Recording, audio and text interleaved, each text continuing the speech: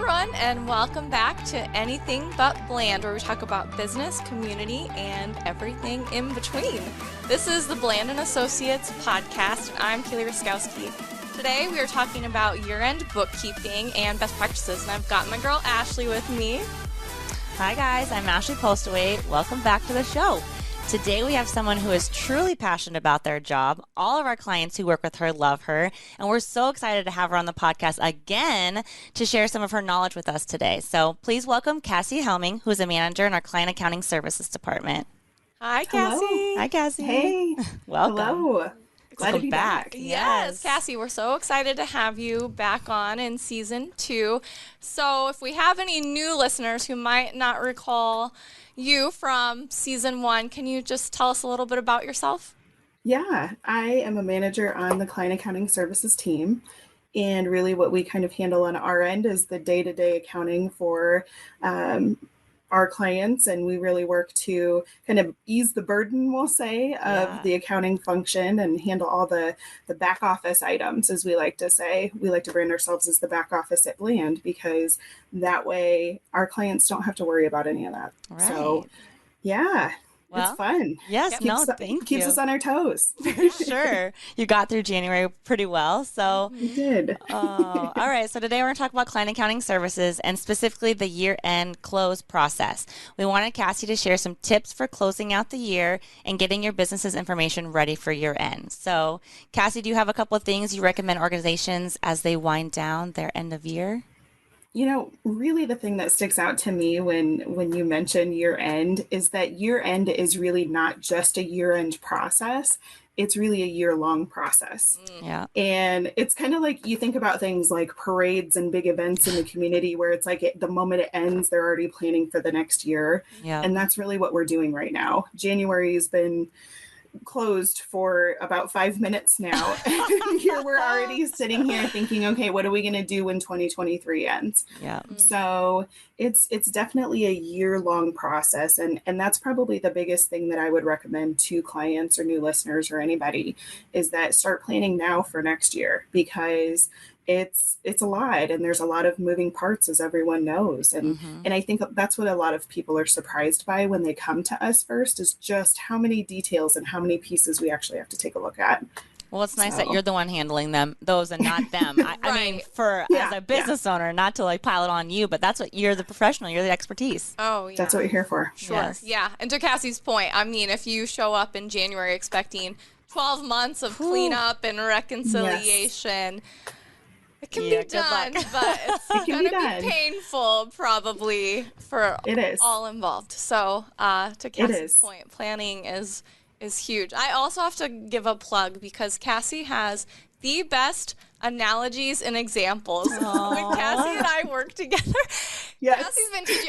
I've dipped my toe in client accounting services this last year, and Cassie has trained me, and she is giving me all these examples that just perfectly match with the situation. So I am not surprised that she had another great one for today's episode. Yes. Oh, I'm full of them, Kaylee. And you've already heard most of them, but I've got some great ones. So you throw a situation at me and I'll give you a good analogy. I love it. That was awesome. See if I can work I have a common one that I use with clients and my team, and if I can work it in today, I'm pretty sure they'll probably roll their eyes. Oh my gosh. Yeah. Okay, I hope it happens. Yes. You'll know it. Oh my goodness. Okay, so what else, Cassie? So planning is huge, obviously, and probably the most important recommendation you might share.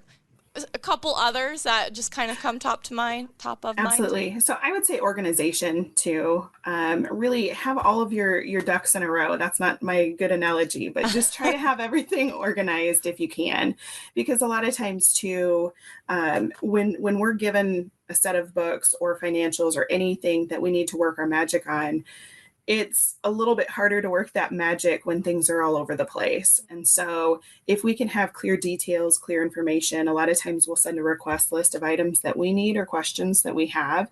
And I think just staying on top of that too with communication. So kind of the basics, organization, communication, really just planning ahead. And I think that's the biggest piece, is that obviously right now for 2022, it's a little bit, that's water under the bridge at this point, but not really. We can still, as you mentioned, Kaylee, we can still do it if we have to. We can work on 2022, but really it's kind of end game for that time period, and we need to roll ahead into 2023. So I have a question. We're just real quick before we move on. So if we are a new client, let's say I'm a new client and I come in and you say, okay, I want you to be organized. I want this, that, and the other thing. And it's like, okay, great. I want to be organized, but what do I need to do that? Like, you help guide them through, like, please have these things. You have everything laid out for them. So it's just simple and easy for a new client. Yeah. One of the biggest pieces of client accounting services is the industry itself, or the aspect of this industry itself, will say it prides itself on being cloud-based. And so the tech stack is huge. And for those that don't know what a tech stack is, that's just the applications and the different systems that we utilize. And there's a lot of them all over the place that, whether it's payroll, whether it's your financials themselves, whether it is receipt capturing and bill payments, there's multiple systems to use for that. And so we start with organizing those pieces of their business, and really everything else trickles down from that. So work smarter, not harder type thing. Yeah. Absolutely. Yes. Absolutely. Yes. Yes. Oh. Okay. Yeah. So Cassie, January is maybe your busiest month, maybe not. And are there common recurring questions you hear on a regular basis, I suppose, during that month that you could kind of share with us, and maybe we can help head off some of those answers if they're in people's minds today?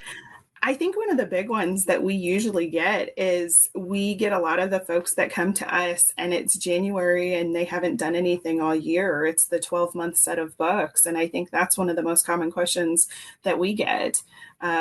There's a lot of individuals who love to handle things on their own, and that's more than okay. Mm-hmm. It's just that a lot of times we'll get the items in January and oops, I wasn't able to do that for an entire, quarter, half the year. Can you do this? So I think that's probably one of the bigger questions that we get on our end is just, can you all handle this? And absolutely we can handle it. That's no issue there. But again, it kind of goes back to the planning and preparation piece.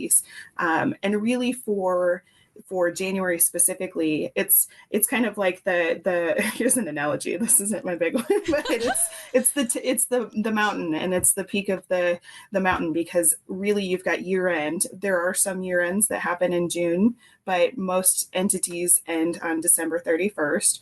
And so we've got that. There's multiple filing deadlines for federal and state levels, and it's just kind of a perfect storm, we'll say. And so the most common filing that we have to deal with in January is the filing of the 1099 forms, because those are due January 31st. And we get several questions on 1099s and thresholds and all kinds of, the 1099s are a huge beast in themselves. So I would say too, if there's ever any questions on those, that people don't hesitate to ask, because a lot of times they'll try to make their own determination, which is also fine too. But I'm a believer, and I like to tell a lot of clients that if you have a question, there's no silly question, because I would rather have you ask the question now when it's seemingly minor, as opposed to 6 months or at another year end from now when it's either an issue or a lot of work for someone. For sure. Yes, absolutely. So are there any specific guidance for preparing for like tax preparation for your clients to help guide that from your perspective, I guess? Yeah, really along the same lines. Make sure that everything's buttoned up, and really on both kind of a tax and even an audit perspective, because Kaylee, as you know, this is the season we're rolling into that. Make sure you have all your documentation. Make sure you have everything as far as receipts or invoices or bills, purchases that you made, the documentation on a lot of those items, payroll documentation if it's one that you process on your own, and really just make sure that you have all the information and pieces of those puzzle pieces, we'll call them, because as Kaylee can attest, if you have an audit or a tax item and there's a question on it, a lot of times it's the item that you didn't think there would be a question on. And I can usually, if I'm working on some financials, I can usually pinpoint some of those items, and it's the seemingly small items or just the ones that you wouldn't think get picked.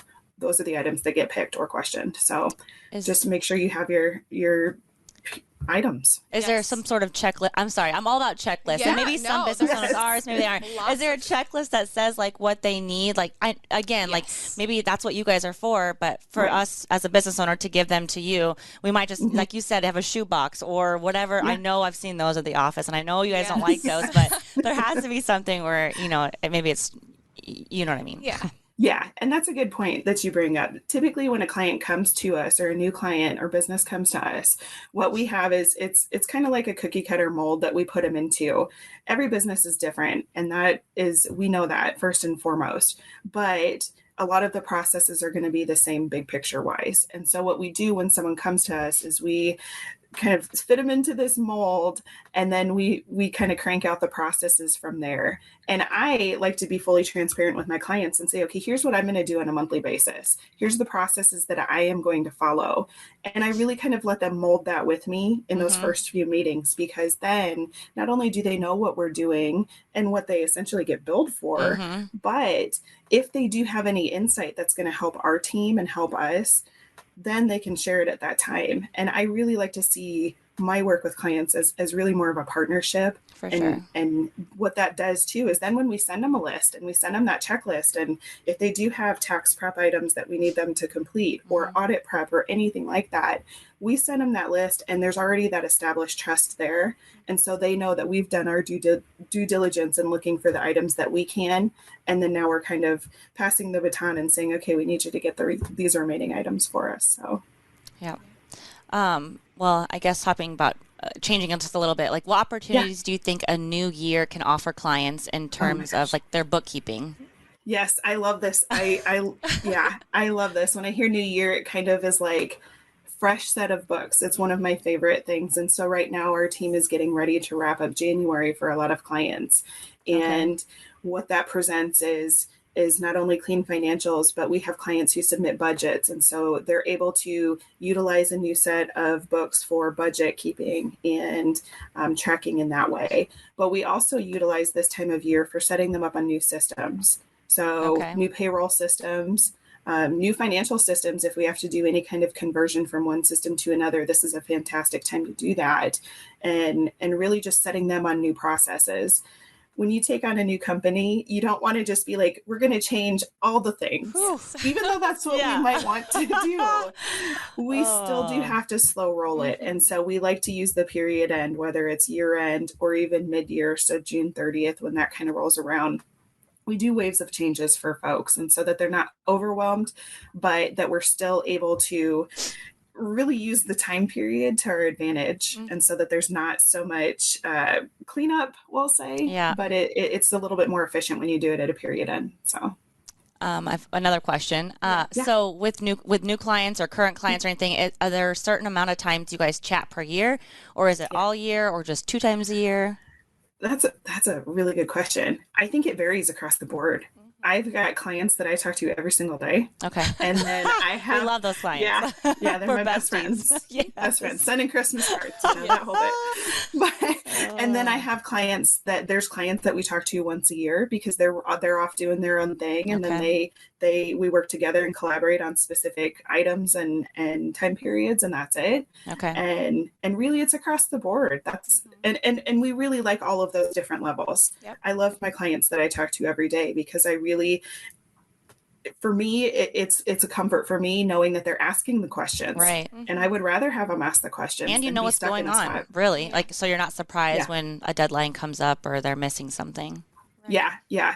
And I, sometimes you get people that, oh, you're so busy, I don't want to bug you. Bug me. Right. I don't care. It's my job. I want to help you. Let's make it easier for both of us. Yes, absolutely. Yep. Yes, I love that. Yeah. I think that's so. I don't have another question. If you have a question. Well, excellent questions. Sorry, You're exactly right. And these might be questions that are in people's minds if they've been weighing a decision of whether to outsource the accounting. I think sometimes that's who finds us. They've been attempting to do it themselves. Maybe they do have a QuickBooks file, but they don't fully understand. And I have learned so much from Cassie this last year, and she talked about the tech stack, I think is the name she called it. Yes. And just all of the systems that are out there that can integrate and automate and make people's lives easier, and then retain that documentation and retain access to all these accounts, so it's just all the on the audit side, all the time we deal with people not being able to locate something or not being able to log into a system or this or that, and it prolongs the audit, and it just can cause frustration for everyone. And so, to Cassie's point, it is worth the conversation. It's so much easier to address things on the front end than the back end. And so New Year is a great time to revisit all of that. And so those were great questions, and I think probably questions that people may have in their mind as they start up their own new business or have had a business and are just feeling burdened, to use Cassie's earlier word, of the accounting, because not everybody, we all have our skills and strengths and things we enjoy. And people who started business obviously did that because that's their passion, and accounting is probably not their passion. Right. But it's ours. You guys are here for it. And that's what I tell a lot of people too. I tell them, we do our job so that you can do yours. You shouldn't be focused on doing the stuff that we do. That's what we're here for. And then that way they can focus on the mission of their business and get that out the door. But Kaylee, I'm going to use my analogy just for you. And I'm pretty sure I've said this one to you. But I do tell people that accounting is like drywall. Do you remember this one? I don't know. Accounting is like drywall, because when you're putting drywall up, if you mess it up, so you have to have someone come, you have to pay someone to come and to take it out. And then you have to also pay them to fix it, right? And do it correctly. And that's the same thing with accounting, because if we get a set of books and it's just a mess, or someone didn't know what they were doing, we have to really clean it up and undo it. And then we have to do it correctly. I love that. So it's really the so same. accurate. It's the same process, and we see a lot of that. But again, even if it's just to have a conversation, I mean, I ask people, reach out to us, ask us the questions. Even if you're going to manage everything on your own, we want to make everything easier for you and get you on a good path. And right now is a good time to do that at the beginning of a new year. Perfect. Yeah.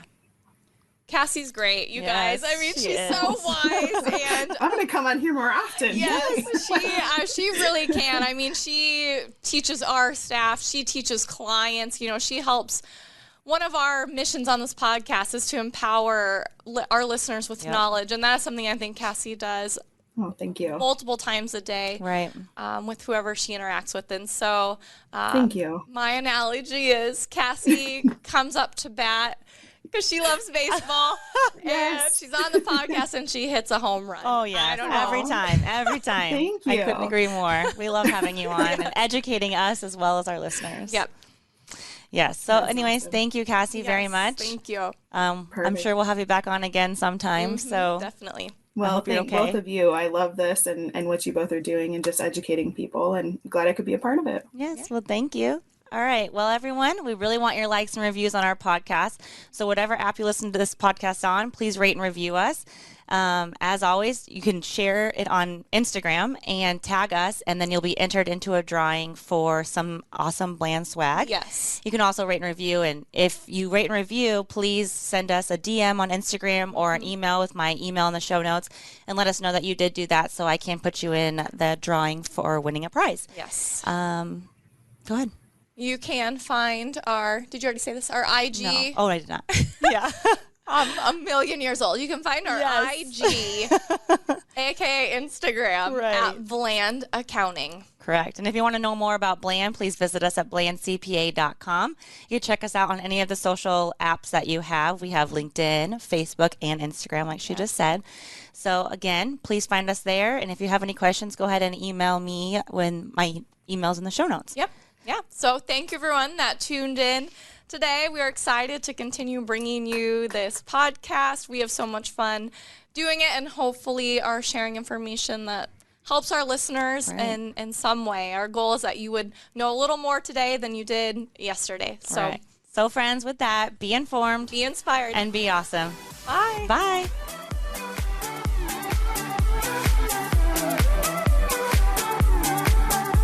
A Hurrdat Media Production.